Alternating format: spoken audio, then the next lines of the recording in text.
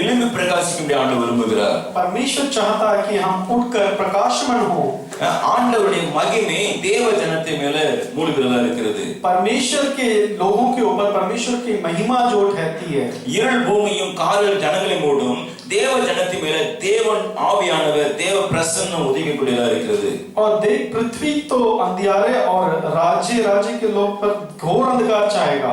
அப்ப தேவ ஜனம் இப்படிப்பட்டதா மாற வேண்டும். और परमेश्वर की प्रजा किस प्रकार बननी चाहिए. கடந்த 10 மாதமும் கர்த்தர் அற்புதம் நடத்தி வந்திருக்கிறார். और पिछले 10 महीने प्रभु परमेश्वर ने बड़े अद्भुत रीति से சொல்லலாம் இந்த வேதனையில இந்த கஷ்டத்துல நடத்தி வந்தாமே நினைச்சிருக்கலாம். और कुछ लोग ये कह सकते हैं कि परमेश्वर ने मुझे बहुत दुखों के रास्ते में चलाया. ஆண்டவர் ஏற்கனவே இந்த வருஷத்துல வாக்குத்தத்தம் நமக்கு கொடுத்தார். और परमेश्वर ने पहले से इस साल में परमेश्वर ने हमें वायदा दिया, உன் துக்க நாட்கள் முடிந்து போகும், तेरे दुख के दिन पूरे हो जाएंगे. ஆண்டவர் துக்க நாட்கள் வரும் என்று அவர் ஏற்கனவே வெளிப்படுத்தி இருக்கிறார். और परमेश्वर ने कहा था कि तुम्हारे इस साल में दुख के दिन आएंगे. அப்ப துக்க நாட்கள் முடிந்து போக வேண்டும்னா கர்த்தருடைய பிரசன்னம் கர்த்தருடைய ஒளி நம்ம மேல உதிக்க வேண்டும். यदि दुख के दिन पूरे हो जाने या हट जाना है तो परमेश्वर का जो तेज हमारे ऊपर होना चाहिए. கர்த்தருடைய வெளிச்சம் நம்ம மேல பிரவேசிக்க வேண்டும் என்றால் இயேசுவின் சுபாவம் உள்ளவர்களாக மாற வேண்டும். परमेश्वर का तेज या उसका रोशनी हमारे ऊपर पड़ना है तो हम यीशु मसीह के स्वभाव वाले व्यक्ति होने चाहिए. நீங்கள் நான் இயேசுவின் சுபாவம் உள்ளவர்களா இருக்கிறோமா? क्या आप और मैं यीशु मसीह का स्वभाव व्यक्ति हैं? हम இயேசுவை போல மாறுகிறோமா? क्या हम यीशु के जैसे बदल गए हैं? இயேசுவை போல பேசுகிறோமா? क्या यीशु के जैसे हम बात करते? ஒரு வசனம் வாசிப்போம். மத்தேயு சுவிசேஷம் 12ஆம் அதிகாரம். एक वचन पढ़ेंगे मत्ती सुसमाचार का 12वां अध्याय 12-19 वசனம். வாக்குவாதம் செய்யவும் மாட்டார். 12-19. வாக்குவாதம் செய்ய மாட்டார். கூக்குரலிடவும் மாட்டார். அவருடைய சத்தத்தை ஒருவனும் வீதிகளில் கேட்பதும் இல்லை. அவருடைய சத்தத்தை ஒருவனும் வீதிகளில் கேட்கப்படுவதில்லை. झगड़ा करेगा और न धूम मचाएगा और न बाजारों में कोई उसका शब्द सुनेगा. வாக்குவாதம் பண்ண மாட்டார். वो झगड़ा नहीं करेगा. கூக்குரலிட மாட்டார். வாக்குவாதம் வந்தாலே கூக்குரல் வரும். और ना धूम मचाएगा. வாக்குவாதம் வந்தாலே கூக்குரல் உண்டாகும். और जब अनबन शब्द जैसे इस्तेमाल करते हैं फालतू की तब ये झगड़े बढ़ते हैं. அப்புறம் வாழ்க்கையில் சண்டைகள் மூலம் போது அங்க கூக்குரல் உண்டாகக்கூடியதா இருக்கிறது. और जब झगड़े होते हैं तो वो आवाज तेज हो जाती है वहां. அப்ப இயேசு கிறிஸ்து வாக்குவாதம் பண்ண மாட்டார். और यीशु मसीह वाद विवाद नहीं करता. அவர் பேசாம அமைதியாக இருக்கிறவர். और वो बात नहीं करता, शांत रहने वाले व्यक्ति. அவருடைய சத்தம் வீதிகளிலே கேட்கப்பட மாட்டாது. और उनकी आवाज रास्तों में नहीं सुनाई देती. அப்ப இயேசுவின் சுபாவம் உள்ளவர்கள் வாக்குவாதம் பண்ண மாட்டாங்க. और यीशु मसीह के स्वभाव रहने वाले व्यक्ति वाद विवादों में नहीं पड़ते. இயேசு சுபாவம் உள்ளவங்க கூக்குரலிட மாட்டாங்க. और यीशु मसीह की जो स्वभाव रहने वाले लोग वो झगड़ा या फिर हल्ला नहीं करते. வீணான காரியங்களுக்கு இடம் கொடுக்க மாட்டாங்க. और फालतू की चीजों के लिए वो अपने जगह नहीं देते. நம்ம வாழ்க்கையில வந்து பிரச்சனைகளே போராட்டங்கள்ல நம்ம எப்படிப்பட்டவங்களா இருக்கிறோம்? हमारे जीवन में आए परेशानी और दुविधाओं के बीच में हम किस प्रकार के व्यक्ति रहे हैं? நம்ம இயேசுவின் பிள்ளையா மாறின अपने சுபாவம் மாறி இருக்குதா? क्या हम यीशु के बच्चे बने, हमारा स्वभाव बदला है? நம்ம குணங்கள் மாறி இருக்குதா? हमारे गुण बदले हैं? இன்னைக்கு கடைசி நாட்கள்ல நாம ஏதோ கிறிஸ்துவின் பேர் வச்சு கொண்டு இருக்கிறோம். और आज अंतिम दिनों में हम लोगों ने अपना नाम तो मसीह करके रख रखा है. கர்த்தருடைய பிரசன்னம் கர்த்தருடைய மகிமை மேல இருக்கும் பொழுது நம்ம சுபாவங்கள் மாற வேண்டும். परमेश्वर की उपस्थिति हमारे ऊपर रहते समय हमारा स्वभाव बदलेगा.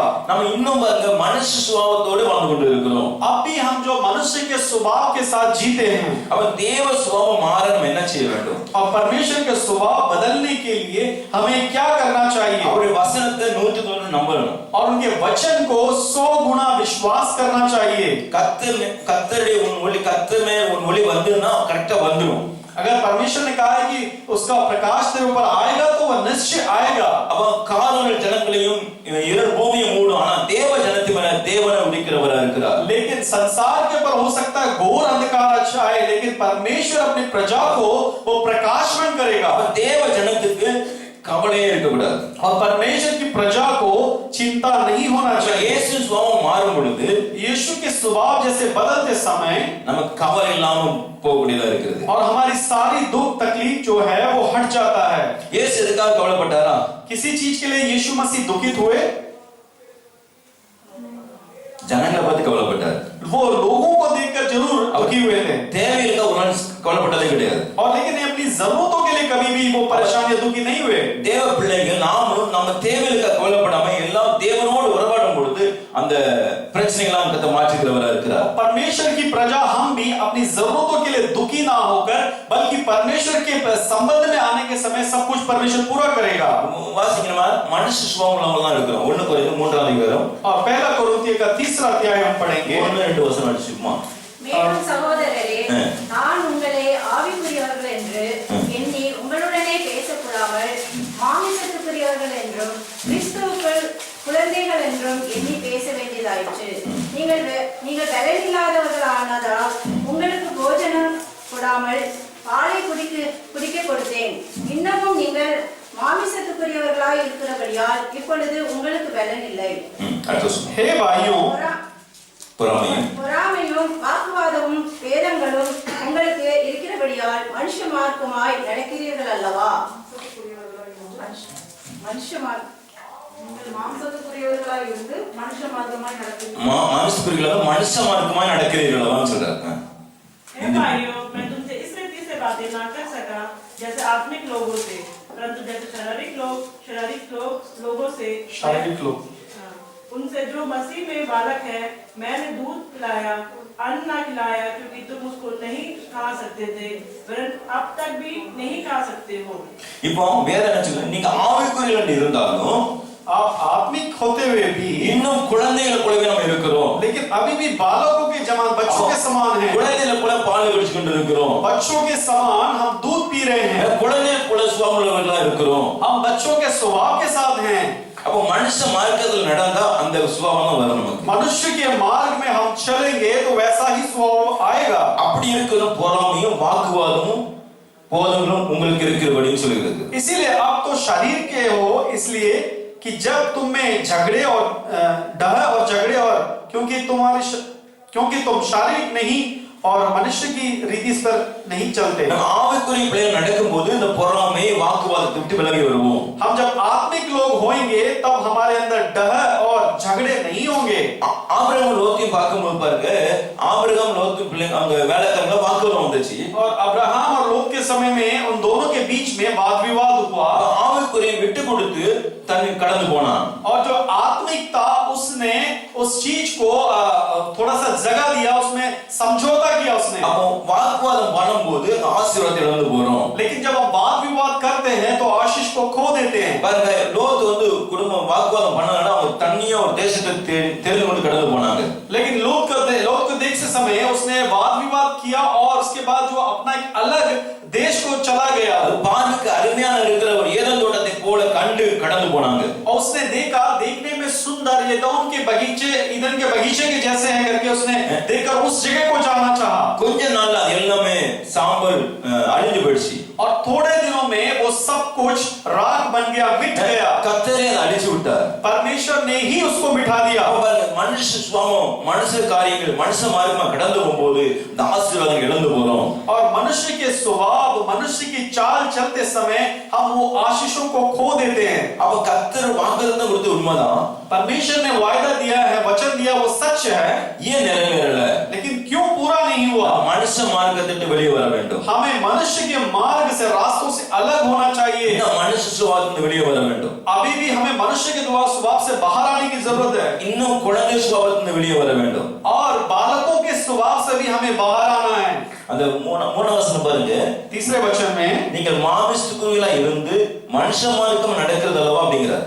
और वो कहता है कि तुम शारीरिक हो, इसीलिए कि जब तुम में देह और झगड़े होते हैं। மாமிசத்துக்குரியவர்கள் நடக்கும் பொழுது சபைக்கு வரலாம், காணிக்கை கொடுக்கலாம், எல்லாமே செய்யலாம், ஆனா ஆசீர்வாதம் பெற்றுக்கொள்ள முடியாது. लेकिन शारीरिक तौर पे जब हम होते हैं, मनुष्य की क्रिया में जब होते हैं, कलिसिया आए, दान दशमांश दे, लेकिन फिर भी आशीष नहीं पा सकते। அப்ப வாக்குவாதம் வந்து ஒரு நோய். और ये वाद विवाद जो है एक रोग है। நீங்க என்ன நினைக்கிறீங்க? आप क्या सोचते हैं? ஒரு வசனம் வாசிக்கலாமா? एक वचन पढ़ेंगे। 1 தீமோத்தேயு 6 அதிகாரம் 4 वचனம். पहला तीमुथियों का 6वां अध्याय और 4वां वचन। 6:4 1 தீமோத்தேயு 6:4.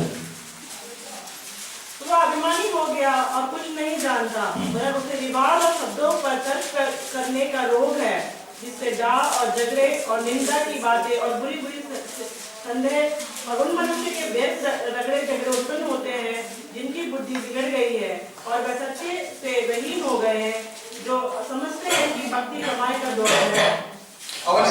ஒன்றும் ஒன்றும் அறியாதவனும் தர்க்கங்களையும் வாக்குவாதங்களையும் அன்றி நோய் கொண்டவனுமாய் இருக்கிறான். போதும், அது வரைக்கும். முதல்ல மனுஷ மார்க்கம் நடக்கும் பொழுது தேவனுடைய வார்த்தை வாழ்க்கை நிறைவேறாது. और जब हम मनुष्य के मार्ग में चलते हैं तो परमेश्वर का वचन हमारे जीवन में पूरा नहीं होता। இரண்டாவது வாக்குவாதம் நோய். और दूसरा वाद विवाद एक रोग है। ஒருத்தர் வழக்காடுறீங்கன்னா அவங்க வியாதி உள்ளவங்க தான். और एक दूसरे से आप वाद विवाद करते हैं, लड़ते हैं, तो उसका मतलब आप रोगी हैं। நான் சொல்ல பவுல் தீமோத்தேயுக்கு சொல்லும்போது எழுதுறாரு அப்படி. और मैं नहीं कहता, पौलुस तीमुथियुस को जब बोलता है तब वो लिखता है। தர்க்கங்களையும் பிரச்சனைகளையும் கொண்டாடுறவங்களுக்கு வாழ்க்கையில அவற்றை நம்ம விலக வேண்டும். और जो वाद विवाद और झगड़े करते हैं इन लोगों से हमें हट के रहना चाहिए।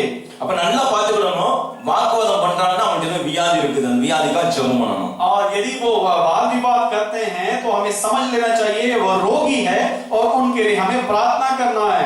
ஏன் பாஸ்டர் சபையில இருப்பாங்களா? क्या पास्टर जी कलिसिया में होते हैं? உலகத்துல இருக்கிறது எல்லாமே இருக்கும். संसार में जब तक है सब कुछ होगा। அப்ப நம்ம அதிலிருந்து விலக வேண்டும். लेकिन हमें उससे बाहर आना चाहिए। நம்ம மனுஷ மார்க்கமா போக கூடாது. हमें मनुष्य के मार्ग में नहीं जाना। வாக்குவாதம் பண்ணிக்கிட்டே இருக்க கூடாது. वाद विवादों में नहीं पड़ना। அப்படி பண்ணும்போது இந்த வியாதி கொடுக்கக்கூடியதா இருக்கிறது. और ऐसे करते समय वो रोग बन जाता है। இன்னொரு வசனம் வாசிங்க, 2 தீமோத்தேயு 2:14 வாசிங்க. 2 தீமோத்தேயு 2:14. और दूसरा तीमुथियुस का 2:14. இவைகளை 2:14 இவைகளை அவர்களுக்கு நினைப்பூட்டு ஒன்றுக்கும் பிரயோஜனம் இல்லாமல் கேட்கிறவர்களை கவிழ்த்து போடுகிறதுக்கு ஏதுவான வாக்குவாதம் செய்யாதபடிக்கு கர்த்தருக்கு முன்பாக அவர்களுக்கு எச்சரித்து புத்தி சொல்லு. इन बातों की सिद्धि उन्हें दिला और प्रभु के सामने चिता दे कि शब्दों पर तर्क वर्तक ना किया करें, जिससे कुछ लाभ नहीं होता वरन सुनने वाले बिगड़ जाते हैं। அப்போ ஒன்றுக்கு பிரயோஜனம் இல்லாத வார்த்தைகளை வச்சு அவங்களுக்கு புத்தி சொல்லி அந்த வாக்குவாதத்தை விலகுவா அப்படிங்கிறார். यहाँ बताया गया है उनको चिता दे, समझा दे कि फालतू की बातें जिससे कोई लाभ नहीं होता उन भी चीजों से हटे। அப்போ புத்தி சொல்லுன்னு வதன் சொல்லி இருக்குது. और वचन कहता है कि उसको चिता दे यानी समझाओ। அப்ப ஆண்டவருடைய பிள்ளைங்க தேவ சபைக்கு வர காரணம் புத்திமதியை பெற்றுக்கொள்ள வேண்டும். और परमेश्वर के बच्चे जब परमेश्वर की कलीसिया में आते हैं तो हमें इस ज्ञान बुद्धि को पाना चाहिए। நம்ம சுபாவம் மாறுதா? क्या हमारा स्वभाव बदल रहा है? அப்படி படிக்கிட்டு இருக்கிறோமா? क्या अभी भी हम को प्राप्त करना चाहिए और उसके सम्मुख में रहना चाहिए? அந்த ஒரு ஆண்டு காலமாக அந்த சுத்திகரிப்புல அந்த பெண்கள் யாரெல்லாம் ஒத்துக்கொள்றாங்களோ அத்தனை பேரையும் சுத்திகரிப்பு உண்டாகிறது. और जो लोग एक साल वो अनुमति देते हैं और टिके रहते हैं उस शुद्धिकरण के प्रोसेस में, वही लोग वो राजा के सम्मुख में जा पाते हैं। இல்லாவிட்டா அவங்க போக முடியாது. नहीं तो वो नहीं जा सकते। இல்ல நான் 2 மாசம் வீட்டுக்கு போயிட்டு வந்துறேன். और ये नहीं कह सकते कि मैं 2 महीने के लिए छुट्टी लेके घर चली जाती हूँ। போனதான். जो चले गए वो चले गए। இருக்கிறவங்களுக்கு தான் ஆசீர்வாதம். जो रह गए उनके लिए आशीष है। அப்ப ஆண்டவருடைய சுபாவம் மாற வேண்டும் என்றால் ஆண்டவரோடு உறவாடுற பிள்ளைகளா இருக்க வேண்டும். और मसीह का स्वभाव हमारे अंदर आना है तो मसीह के साथ हमें संगति बनाना चाहिए। ஒரு வசனம் அப்போஸ்தலர்ல प्रेरितों में एक वचन 21 அதிகாரத்துல 21वां वचन 21वां अध्याय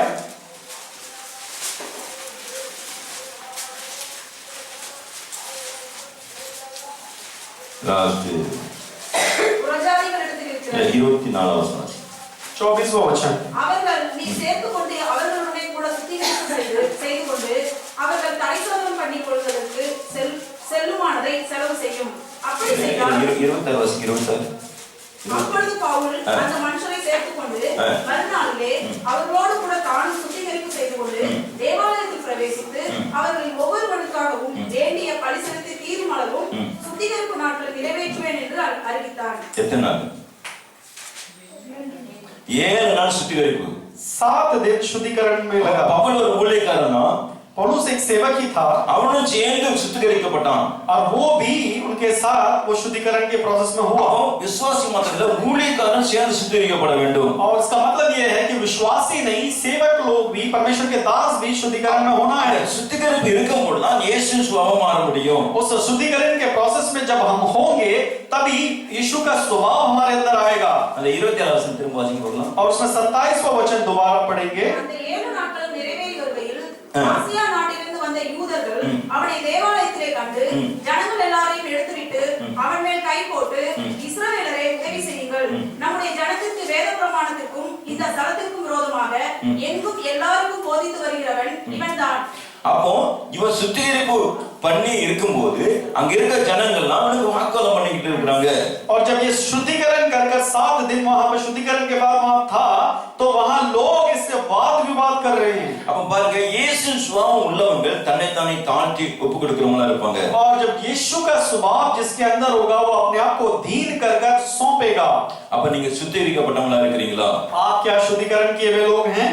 ஏதோ சபைக்கு வாரம் போறோம் இல்லாதபடிக்கு न केवल कि मैं कलीसिया आता और जाता हूं, இயேசு சுபாவம் உள்ளவங்களா மாறும் பொழுதுதான் और यीशु के स्वभाव हमारे अंदर होते समय या बदलते समय நம்ம மாற முடியும். हम बदल सकते பாருங்க, हैं। இயேசுடைய சீசன் பேதுரு பார்க்கும் பொழுது और यीशु के चेला पतरस को देखते समय இயேசு சிலுவையில அடிச்சு இழுத்துட்டு போகும்பொழுது जब यीशु मसीह को क्रूस पर मार कर उनको लेके जा रहे थे, அவன் பேதுரு தனியா சுத்தமா ஓரமா இருந்து பார்த்துட்டு இருக்கிறான். और पतरस वहां कोने पे अलग खड़े होकर यीशु को देख रहा है। அவன் மற்ற எல்லாரையும் பார்க்கும்போது பேதுரு பார்க்கும்போது இயேசுவோடு இருந்தான்னு அறிந்து கொண்டாங்க. और बाकियों को नहीं, लेकिन जब पतरस को देखा तो कहता है कि ये भी यीशु के साथ था।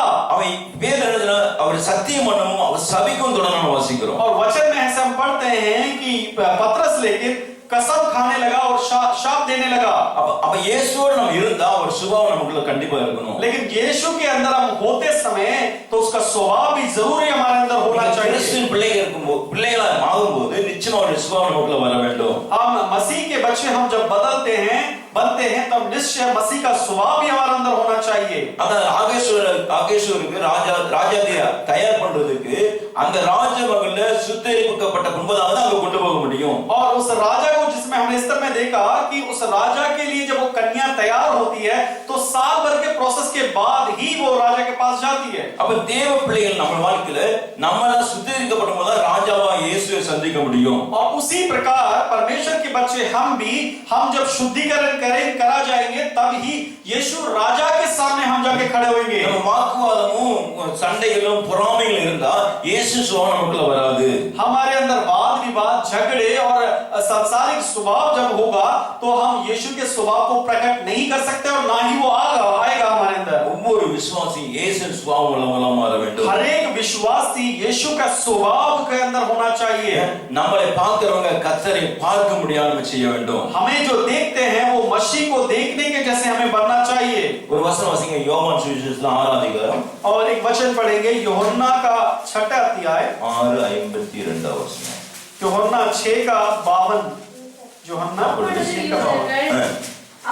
யூதர்கள் இவன் தன்னுடைய மாம்சத்தை எப்படி நமக்கு புசிக்க கொடுப்பான் என்று தங்களுக்குள்ளே வாக்குவாதம் பண்ணினார்கள். அப்போ தங்களுக்குள்ளே அந்த யூதர்கள் வாக்குவாதம் பண்ணினார்கள். और यहाँ देखते हैं कि यहूदी अपने अंदर वाद विवाद करके झगड़े कर रहे हैं। எப்படி நமக்கு மாமிசத்தை கொடுப்பான்? कैसे ये हमें अपना मांस को देगा? இயேசு ரத்தம் சிந்தப்பட்டச்சு, இயேசு சரீரம் கிழிக்கப்பட்டச்சு, यीशु का लहू बहाया गया और उसका शरीर फाड़ा गया। ஆண்டவர் ஏற்கனவே சொன்னார், நான் சரீரத்தையும் ரத்தத்தையும் உங்களுக்கு ஒப்பு கொடுக்கிறேன்னு சொல்லியிருந்தார். और यीशु ने पहले ही कहा कि मेरे शरीर और मेरे लहू को मैं लोगों के लिए देता हूं। அவங்க நினைச்சு மாமிசத்தில் நினைச்சிட்டாங்க, அப்படி சரீரத்தை பிச்சு கொடுப்பான்னு நினைச்சிட்டாங்க. और उन्होंने सोचा कि सही में अपने शरीर को फाड़ के हमें देगा। நம்முடைய பாவங்கள் அக்கிரமங்களுக்காக அவர் சிலுவையில் அறையப்பட்டு ரத்தம் சிந்தி உடம்பெல்லாம் சரீரம் கிழிக்கப்பட்டது வாசிக்கிறோம். हमारे पापों के कारण उसने कोड़े खाए और लहू बहाया और अपने आप को त्याग दिया। நம்ம மாமிசத்தின்படி நடந்த மாமிச கிரியை நடக்கும். हम शरीर के अनुसार चलेंगे तो शारीरिक क्रियाएं हमारे अंदर होंगी। மாமிசத்தின்படி நடந்தா நம்ம சாவோன்னு சொல்லி வேதம் சொல்லி இருக்குது. वचन कहता है कि शरीर के अनुसार चलें तो हम निश्चय मरेंगे। அப்ப கிறிஸ்துவின் சுபாவம் இருக்கும்போது மாமிசத்தை அழிக்க வேண்டும். जब मसीह का स्वभाव हमारे अंदर होगा तो हमें शरीर की क्रियाओं को मिटाना है। மாமிசம் கிரியை அழிக்காத பட்சத்துல நீங்க ஜெயம் பெற்றுக்கொள்ள முடியாது. शारीरिक क्रियाओं को जब तक आप नहीं मिटाएंगे तो परमेश्वर की आशीष को नहीं पाएंगे। உங்களுக்குள்ள இருக்கும் மாமிச கிரியை கண்டிப்பா தெரியும் உங்களுக்கு. आपको अच्छी तरह पता है कि आपके अंदर शारीरिक क्रियाएं क्या है। பாஸ்டர் சொல்லிதான் தெரியும் கிடையாது. पास्टर के बताना ही जरूरी नहीं है। தினமும் வேத வாசி ஜெபம்னா கர்த்தருடைய ஆவியானவர் உணர்த்துவார். और रोज बाइबल पढ़ेंगे, प्रार्थना करेंगे तो पवित्र आत्मा हमारे से बात करेगा। ரோமர் வாசிக்கும் மாமிச சிந்தை மரணம். और रोमियो में इस प्रकार पढ़ते हैं कि शारीरिक जो क्रिया है वो मृत्यु को उत्पन्न करती है। வாக்குவாதம் பொறாமையில் இருக்க காரணம் மாமிச சிந்தையா இருக்கிறது. क्योंकि हम वाद विवाद और झगड़े करते हैं, क्योंकि हमारे अंदर शारीरिक क्रियाएं हैं। அப்படிப்பட்ட உங்க வாழ்க்கையில இயேசு சுவாபம் வெளிப்படாது. ऐसे लोगों के जीवन में यीशु मसीह का स्वभाव प्रकट नहीं हो सकता। உங்க வாழ்க்கையில இயேசு சுவாபம் வெளிப்பட வேண்டும் என்றால் और आपके और मेरे जीवन में यीशु मसीह का स्वभाव प्रकट होना है तो முதலாவது पहले சொல்லுங்க, மனுஷ மார்க்கமா நடக்க கூடாது. पहले मनुष्य के रीति से उसके अनुसार नहीं மனுஷ चलना। மார்க்கம் நடந்தீங்க, சரி எங்க சொந்தக்காரங்க எங்க மாமா மச்சாக்கா நடந்துன்னு வச்சுங்களேன், நீங்க கிறிஸ்து சுவாபத்தை வெளிப்படுத்த முடியாது. आप मनुष्य के स्वभाव में चलेंगे, मेरे रिश्तेदार है, मेरे मामा है, ये ताऊ है, उनके अनुसार चलेंगे तो मसीह का स्वभाव को आप प्रकट नहीं कर सकते। ரெண்டாவது दूसरा, வாக்குவாதம் பண்ணா நோய் உண்டாகக்கூடியதா இருக்கிறது. दूसरा वाद विवाद करते समय रोग उत्पन्न होता है அந்த நோய் தீராத நோயா இருக்கும். और वो रोग कभी ना हटने वाला रोग होगा।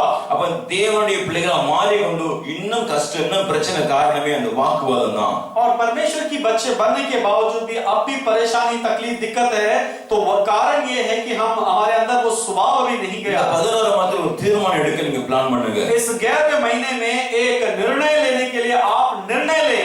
நீங்க யாருனாலும் வாக்குவாதமும் பொறாமையும் இது இருந்தா நம்ம ஆசீர்வாதம் பெற்றுக்கொள்ள முடியாது. आपके अंदर किसी के प्रति कोई वाद विवाद है, झगड़े हैं या क्रोध है तो हम आशीष नहीं அது प्राप्त कर கிறிஸ்து सकते। சுவாபத்தை வெளிக்காட்டாது.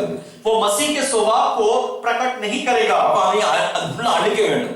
उसको मिटाना है हमें पूरी நீங்க तरह। அழித்தீங்கன்னா இந்த மாதத்துல ஜெயம் பெற்றுக்கொள்வீங்க. और आप मिटाएंगे तो परमेश्वर से जय पा सकेंगे। ஆமென், ஹalleluya. हालेलुया। பெற்றுக்கொள்வீங்களா?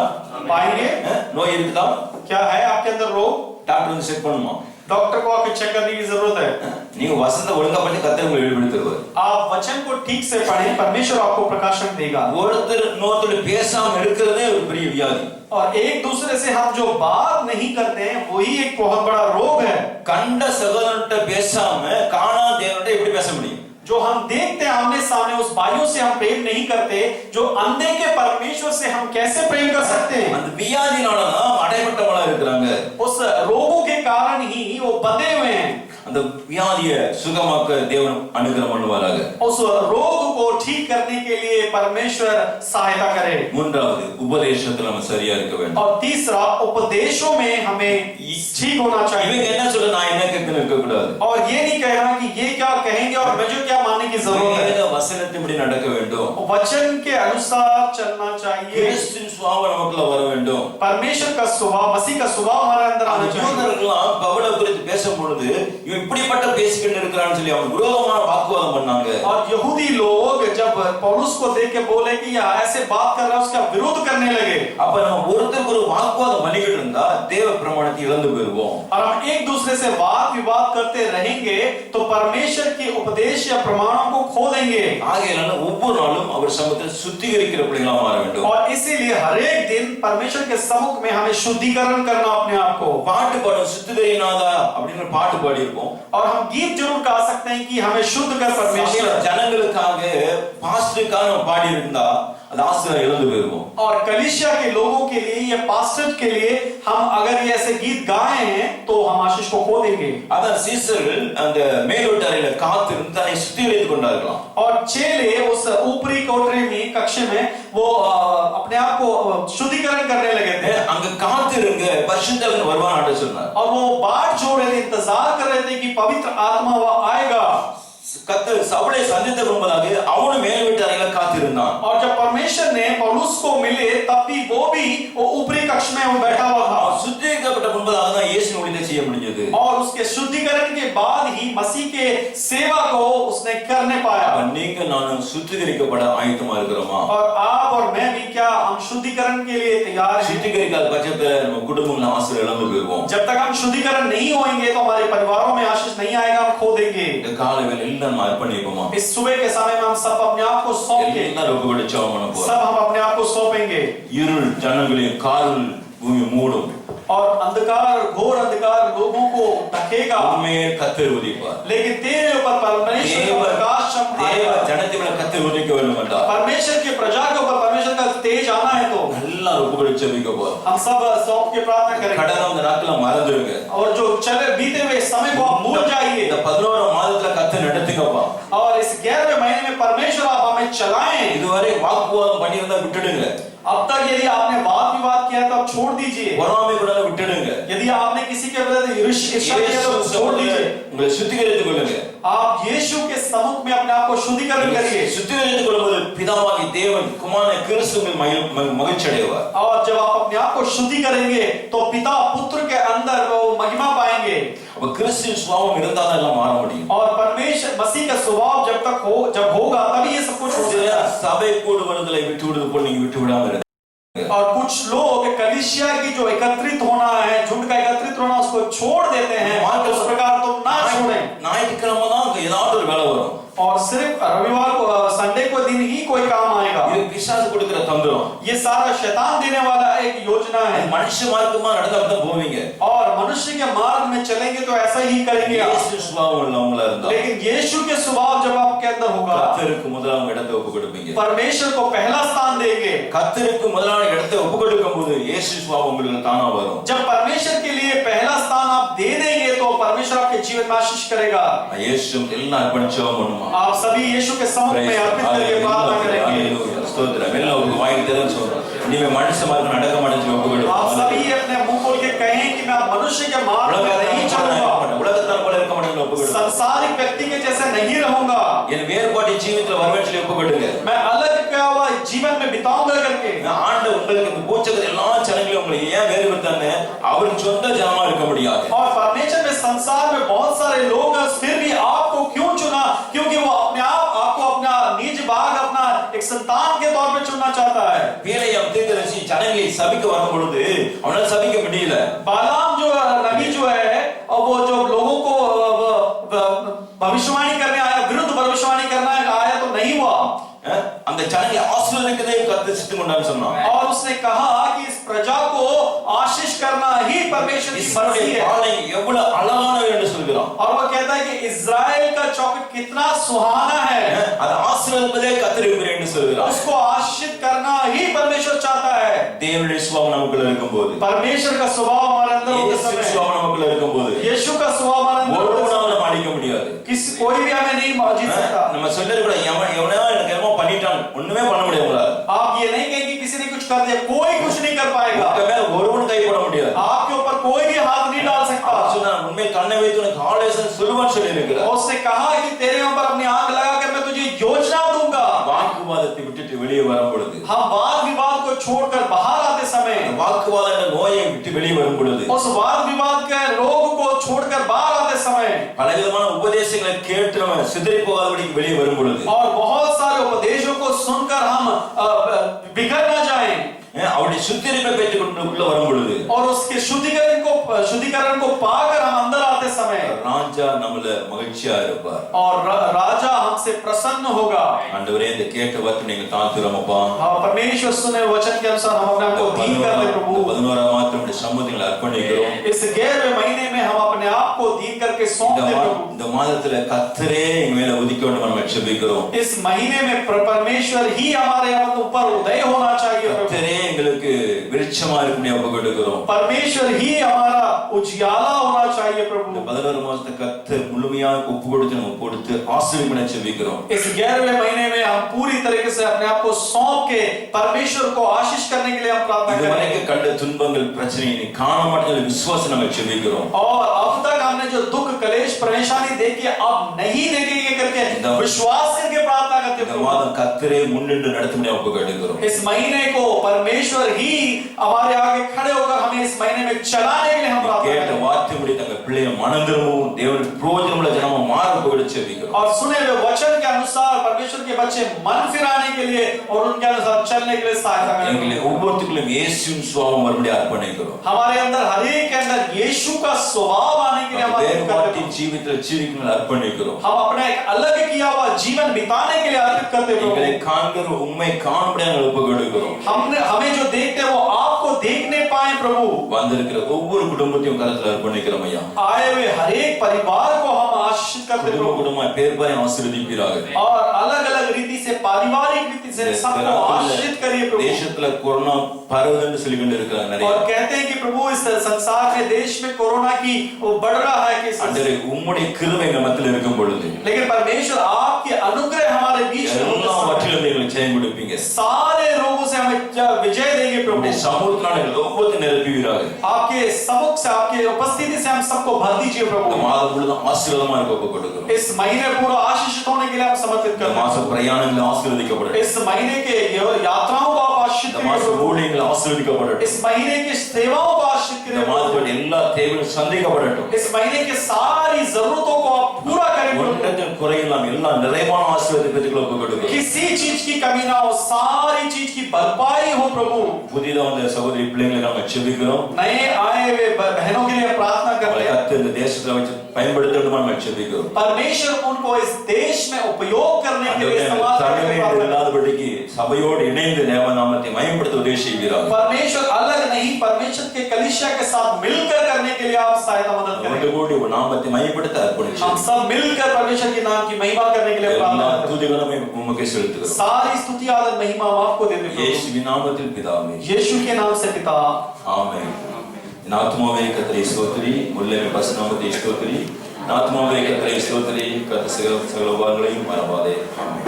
நம்முடைய கர்த்தராகிய இயேசு கிறிஸ்துவின் கிருபையும் அன்பும் பரிசுத்தம் அனுபவிக்கும் பசுமோடும் இயேசு வரை மட்டும் இன்றும் இருப்பதாக. ஆமென். प्रिय दर्शकों, हम विश्वास करते हैं कि ये सभा आपके लिए आशीर्वाद का मूल बना और ज़्यादा आराधनाओं को देखने के लिए हमारे YouTube चैनल को सब्सक्राइब कीजिए। हमसे संपर्क करने के लिए हमें lahairoyministries@gmail.com पर मेल कीजिए। हमसे वार्तालाप करने के लिए आप 9717841777 में कॉल कीजिए। प्रभु आपको आशीषित करें।